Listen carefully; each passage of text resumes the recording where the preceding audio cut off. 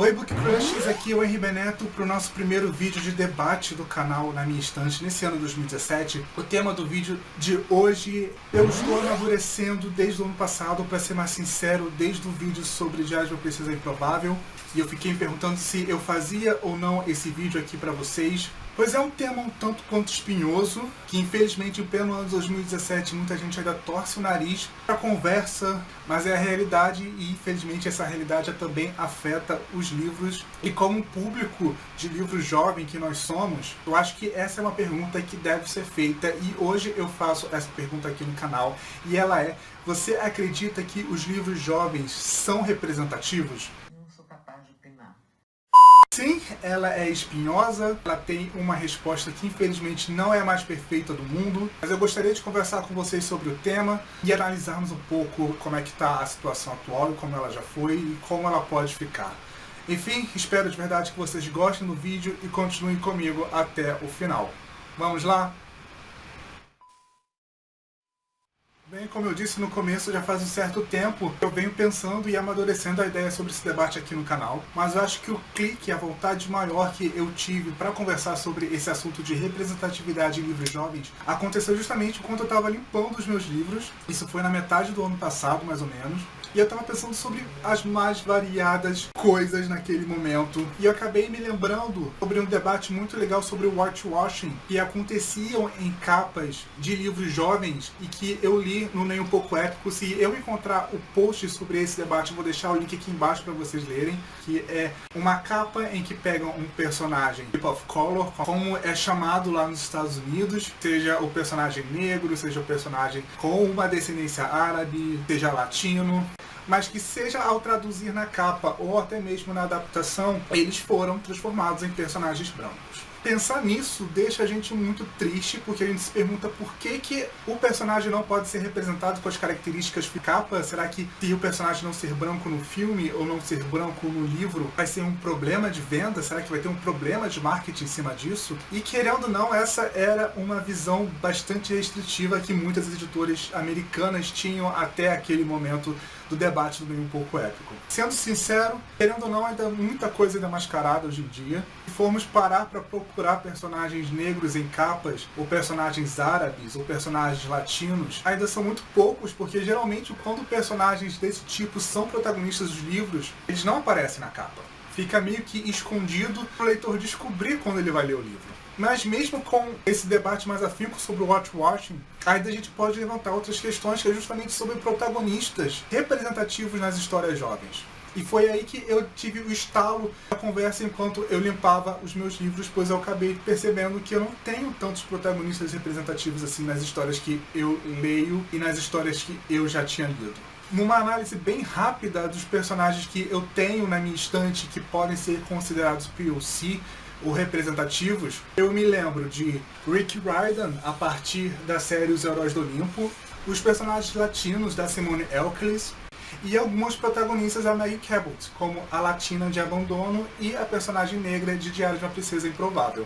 Não posso me esquecer nunca do Ari e do Dante também, mas em um gráfico bem rápido a gente pode comparar tudo isso que eu tenho aqui no meu quarto, pegar só isso de personagem representativo e acabar que a gente percebe que sim, nós temos um problema muito grande.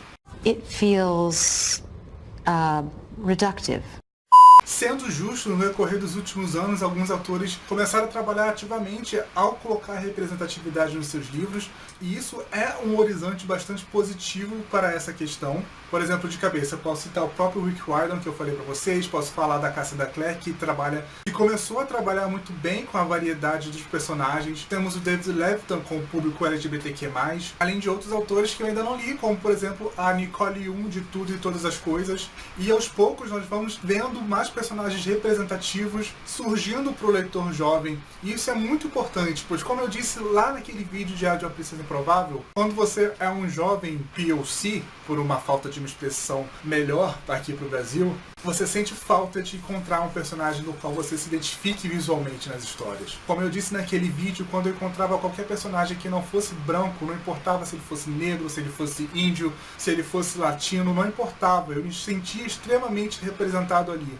pois eu, uma pessoa birracial, por assim dizer, nunca me encontrei muito em vários personagens que eu lia quando eu tinha 12, 13, 14, 15 anos, 16 anos. Idades tão importantes para a formação de um jovem e ainda mais para a formação de um jovem leitor. Pois, querendo ou não, todos nós acabamos crescendo com um tipo de padrão de protagonistas que a gente vê se repetindo over and over and over again nos livros. É geralmente sempre um jovem ou uma jovem de classe média, com uma situação financeira estável e brancos. Levando isso para uma visão americana, isso poderia ser até considerado aceitável se a gente não pensasse em todos os tipos de leitores que existem nos Estados Unidos. E isso acaba ficando muito mais grave quando a gente vai trazer esse questionamento justamente para as leituras que nós fazemos dos livros nacionais. E aí o buraco fica muito mais embaixo, infelizmente.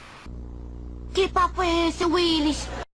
Olhando para os livros nacionais que eu li e para os livros nacionais que eu tenho aqui em casa, parando para analisar todos os livros nacionais mainstreams que eu li nos últimos anos, se eu verificar apenas uns 2% de protagonistas representativos nesses livros, vai ser muito.